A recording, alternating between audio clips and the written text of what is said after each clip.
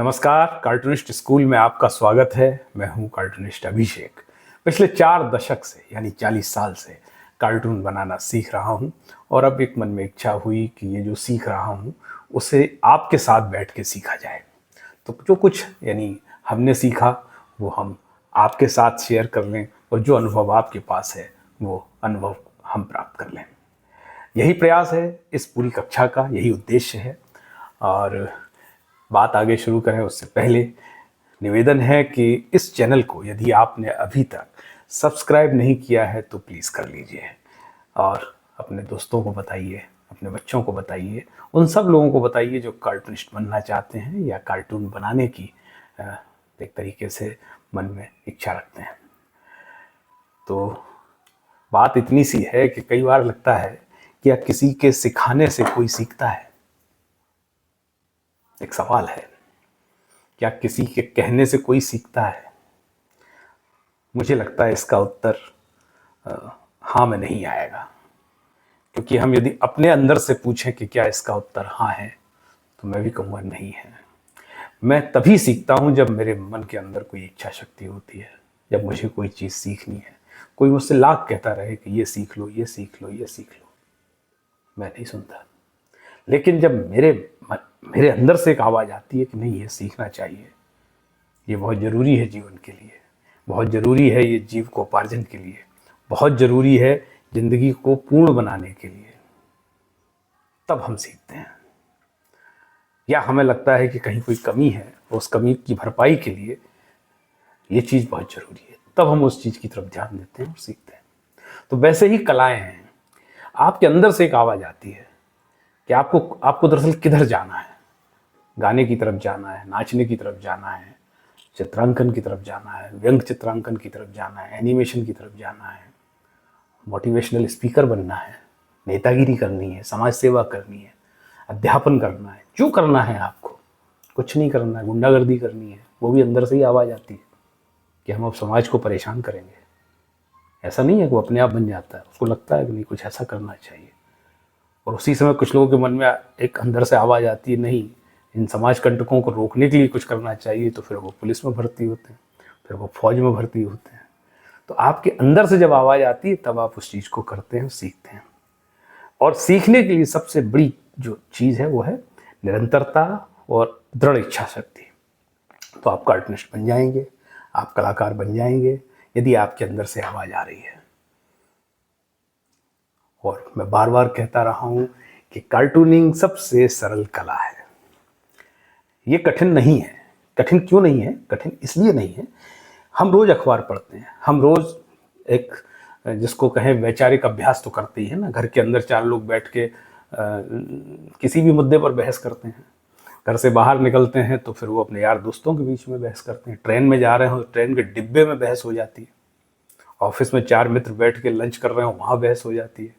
चाय पी रहे हो, वहाँ बहस हो जाती है। और न्यूज़ रूम में, हम तो चूँकि अखबार में काम करते हैं, न्यूज़ रूम में तो ये वैचारिक बहस होती ही रहती है। हमारा तो खैर हम कहें कि हमारा पेशा है वैचारिक बहस करना। लेकिन एक सामान्य आदमी वो दिन भर बहस करता है, वो अपने मुद्दों से लेके और राष्ट्रीय अंतर्राष्ट्रीय मुद्दों तक। जैसे अभी सबसे बड़ा मुद्दा है कि ये जो पहलगाम में हुआ उसको लेके भारत क्या करेगा। सबके अपने अपने ख्याल हैं, अपने अपने विचार हैं, भारत से लेके पाकिस्तान तक। इसी के बीच में जब आप चिंतन कर रहे होते हैं तो आप अपनी बात को अपने तरीके से कहते हैं। लेखक पूरा लेख लिख देता है, कवि उस पर कविता लिख देता है, कहानीकार उस पर कहानी लिखेगा, उपन्यासकार उस पर उपन्यास लिखेगा, फिल्मकार उस पर फिल्म बनाएगा। ऐसे ही व्यंगकार उस पर व्यंग लिखेगा और कार्टूनिस्ट उस व्यंग को बहुत संक्षिप्त करते हुए, यानी उसको एडिट करते हुए 1 या 2 लाइन की टिप्पणी, उसमें कुछ व्यंग चित्रांकन होगा और बनाएगा। जैसे कैसे बनाएगा? बार बार बात सुनने में आ रही है कि हमारे पास परमाणु बम है। तो इसका एक जवाब हो सकता है जो बार बार नेता भी कहते हैं कि ये कान खुले रखो, चीज़ें कार्टूनिस्टों के लिए वहीं से आती हैं। पूछा जा सकता है कि आपके पास परमाणु बम है तो हमारे पास क्या पानी भरने वाला मटका है? और जो परमाणु बम है क्या उसमें पानी भरा है या वो सिर्फ खाली खोखा है? अब इस चीज़ को आप कैसे कहते हैं? उन्होंने कहा हमारे कने परमाणु बम है, तो इधर से आवाज़ आए हमारे कने जो परमाणु बम है तो उसमें क्या पानी भरा है? अब आप इसको कैसे कहते हैं, बहुत तरीके हैं और सबका अपना अपना मौलिक तरीका है। तो यही कार्टूनिस्ट काम करता है और कुछ रोज़ सीखेंगे, नया सीखेंगे, कोशिश रहेगी कि नए साथी जुड़े। अब इसमें मैं देख रहा हूँ कि इसकी रीच उतनी इस चैनल की नहीं हो पा रही है, भगवान जाने क्यों नहीं हो पा रही है। मेरे प्रयास पूरे हैं और मेरी कोशिश है कि इसकी रीच को जो है आगे जाना ही चाहिए। इसमें आप सब लोगों की ज़रूरत होगी। आप जब इसका कुछ थोड़ा सा प्रचार प्रसार करेंगे, इसको आगे फॉरवर्ड करेंगे, शेयर करेंगे, तो ये बात दूर तक पहुँचेगी। और अभी जो मुंबई में कॉन्फ्रेंस हो रही है, प्रधानमंत्री जी ने जिसका उद्घाटन किया, वो एप्स, वो सब दरअसल इन्हीं माध्यमों के लिए है, जो कंटेंट क्रिएटर हैं उनके लिए है। तो हम कंटेंट क्रिएटर तो नहीं हैं, हमें जो आता है बस हम उसको यहाँ प्रदर्शित कर देते हैं, उसको रख देते हैं। कुछ लोग कहते हैं लाइनें कच्ची हैं, कुछ लोग कहते हैं लाइनें पक्की हैं, कुछ लोग कहते हैं रफ है, कुछ लोग कहते हैं फेयर है। भैया जैसा है वो सामने है, और वो जो सामने है वो स्वीकार्य है पिछले 4 दशक से। तो अब आप तय कर लीजिए कि रफ क्या है और फेयर क्या है। आपके अंदर से जो आवाज़ आती है आप उतनी ही लाइन खींचेंगे, ना उससे ज़्यादा खींचेंगे ना उससे कम खींचेंगे। और जब आप अपनी लाइन खींचेंगे वो स्वीकार्य ही होगी। सामने उसे जो भी देखेगा उसमें जो मौलिकता है, जो प्योरिटी है, जो पवित्रता है, वो दरअसल हार्ट टू हार्ट यात्रा करती है। ये मैं सिर्फ कार्टूनिंग के लिए नहीं कह रहा हूँ, मैं कविता के लिए भी कह रहा हूँ, कहानी के लिए भी कह रहा हूँ, उपन्यास के लिए भी कह रहा हूँ।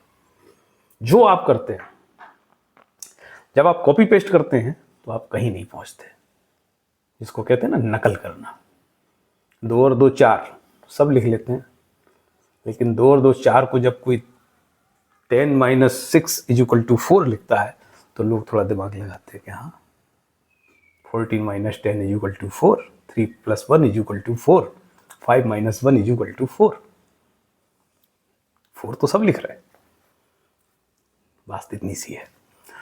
तो कोशिश रहेगी कि हम और आप रोज बैठें और ये कक्षा रोज चले, क्योंकि ले दे के बात इतनी सी है। आप यदि इसमें रुचि दिखाएंगे, आप 2% रुचि दिखाएंगे, मैं 200% रुचि दिखाऊंगा। लेकिन आप यदि इसमें रुचि कम दिखाएंगे तो रुचि तो मैं दिखाऊंगा, लेकिन फिर वो एक कंटिन्यूटी नहीं बनेगी, एक निरंतरता नहीं बनेगी। क्योंकि ये तो तय है, ये तो सब जानते हैं कि जब आपको कुछ लिखना होता है तो आपको पढ़ना होता है, बिना पढ़े लिख नहीं सकते। ऐसे ही वीडियो बनाते समय आपको एक होमवर्क करना होता है कि आप क्या वीडियो बनाएंगे, आज क्या सिखाएंगे। तो वो तभी होगा, नई नई चीज़ें हम तभी बनाएंगे, क्योंकि सारा मामला काल्पनिक शक्ति का है, इमेजिनेशन का है कि आप क्या दिमाग में सोच रहे हैं। उस सोचने के लिए आपको एक तरीके से ऊर्जा कहाँ से मिलेगी? वो ऊर्जा आपसे मिलेगी और कहीं से नहीं मिलेगी। तो बार बार बस यही निवेदन है कि निरंतरता बनाए रखें। और मैं फिर एक बात करूं कि यदि जैसे मैं कहता हूं कि एक सर्किल बनाइए, गोला बनाइए, वो गोला बनेगा नहीं, वो मुझसे आज तक नहीं बनता, तो फिर आपसे 4 दिन में कैसे बनेगा? लेकिन बनाइएगा, हमसे ना बन पाया, आपसे बन जाएगा। क्योंकि हमसे बनाने में कहीं जो जितना अभ्यास चाहिए था शायद हमने नहीं किया। आप करिए वो अभ्यास। बस गुरु जो होता है वो रास्ता दिखाता है, वो साथ में चलता नहीं है। तो कोई रास्ता आपको दिखा रहा है, उस रास्ते पे चलना आपको है, और बहुत हिम्मत से चलना है, बहुत एक तरीके से दृढ़ इच्छा शक्ति के साथ चलना है। करता हर काम आदमी ही है। दुनिया में जो बेहतरीन कार्टूनिस्ट हैं वो भी 2 हाथ पैर वाले हैं, एक दिमाग है उनके पास। ऐसा नहीं कि उनके पास 2-3 दिमाग हों। 24 घंटे उनके पास, 24 घंटे आपके पास। अखबार वो भी पढ़ते थे, अखबार आपके यहाँ भी आता है। अब तो सोशल मीडिया है, सब लोग फेसबुक, ट्विटर, इंस्टाग्राम, यूट्यूब, पता नहीं काय पे लगे पड़े हैं। तो ज्ञान की तो कोई कमी है नहीं। उसमें से आपके मतलब का क्या है वो आपको चुनना है। तो एक कार्टूनिस्ट बनने के लिए ज़रूरी चीज़ें क्या हैं वो तो मैं रोज़ बताता हूँ। पेंसिल, रबर, एक A4 साइज़ कागज़ नहीं, वो तो सब टूल्स हैं। सबसे ज़रूरी चीज़ है कि आप खुश रहिए, बहुत सकारात्मक तरीके से चीज़ों को देखिए, कान खुले रखिए, दिन भर कोशिश करिए लोग आपस में क्या कह रहे हैं, क्या सुन रहे हैं। तो आप जो दो लोग बात कर रहे हैं आप उन्हें सुनने की कोशिश कीजिए। जैसे मैं सुबह जब घूमने जाता हूँ, मॉर्निंग वॉक जिसे कहते हैं, या बाहर जाता हूँ, मैं कान हमेशा खुले रखता हूँ कि दो आपस में लोग क्या बात कर रहे हैं। वो अपनी घरेलू बात भी हो सकती है और राजनीतिक बात भी हो सकती है। घरेलू बात हमें क्या सुननी, सुन भी नहीं है तो इस कान से इस कान, लेकिन कोई राजनीतिक टिप्पणी कर रहा है, राहुल और मोदी को लेकर कोई यदि तुलनात्मक अध्ययन हो रहा है, तो आप अपने कान खुले रखिए। असल टिप्पणी वहीं से आ रही है। असल टिप्पणी किसी संपादकीय से नहीं आ रही है, किसी अखबार से नहीं आ रही, किसी न्यूज़ चैनल से नहीं आ रही है।